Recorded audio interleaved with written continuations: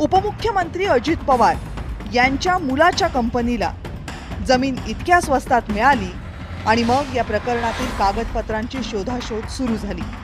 कोरेगाव पार्कमध्ये असलेली ही 40 एकर जमीन महारवतनाची जमीन आहे। ही जमीन सध्या बोटॅनिकल सर्वे ऑफ इंडियाच्या ताब्यात आहे। महारवतनाची जमीन जर विकायची असेल तर त्यासाठी अनेक निर्बंध असतात। जमिनीच्या मूळ मालकांची संख्या आहे तब्बल 274। अनेक वर्षांपूर्वी पॅरामाउंट कंपनीनं या सगळ्या जमीन मालकांकडून पॉवर ऑफ अटर्नी लिहून घेतली होती। त्यामुळे मूळ मालकांच्या वतीनं पॅरामाउंट कंपनीनं अजित पवारांच्या मुलाच्या कंपनीशी या जमिनीचा व्यवहार केला। अजित पवार यांच्या मुलाच्या अमेडिया कंपनीचं भागभांडवल आहे फक्त 1 लाख रुपये। या अमेडिया कंपनीनं IT पार्कसाठी जमीन खरेदीचा प्रस्ताव ठेवला।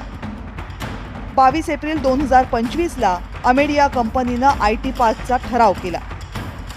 2 दिवसांनी म्हणजे 24 एप्रिल 2025ला उद्योग संचालनालयानं या कंपनीला परवानगी दिली। महसूल खात्यानं IT धोरणाअंतर्गत अमेडिया कंपनीला मुद्रांक शुल्क माफी दिली।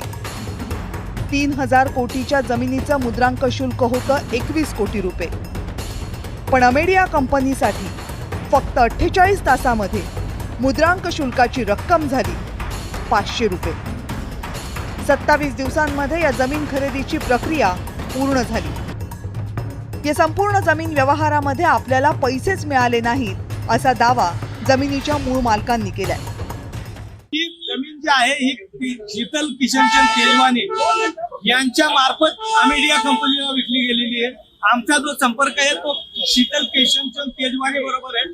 तिने आमच्याशी बेकायदेशीररित्या व्यवहार केला, आम्हाला खोटी माहिती दिली की तुमची जागा सोडवून देऊ, नंतर मग आपण व्यवहार करू वगैरे वगैरे, पण प्रत्यक्षात काहीच केलेलं नाही याच्यामध्ये। आणि ही जमीन परस्पर विकलेली आहे आणि लोकांचे चेक सुद्धा बाउन्स झालेले आहेत। लोकांना म्हणजे मूळ वतनदारांना याच्यात फसवण्यात आलेले